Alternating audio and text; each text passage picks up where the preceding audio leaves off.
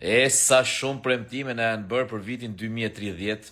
Domethënë mezi po e presim atë 2030 se vetëm premtime kemi e gjëra të bukura. Për shembull na është premtuar për shembull që në 2030 nuk do kemi më pasaporta shqiptare, por pasaporta europiane, kështu ka thënë kryeministri. Mirë po, cili është premtimi që po bën bujë sot në gjithë botën? Premtim që në fakt bota po ja bën botës, ose teknologjia që njerëzit shpikën po ja bën vetë njerëzimit. Teknologjia thot shu, mbase nga viti 2030 mund të mos vdesim më kurrë, sepse në trupin ton mund instalohet një tip nanoboti si puna këtij këtu, i cili do jetë i aftë për të shëruar çdo smundje. Tani ky është premtim.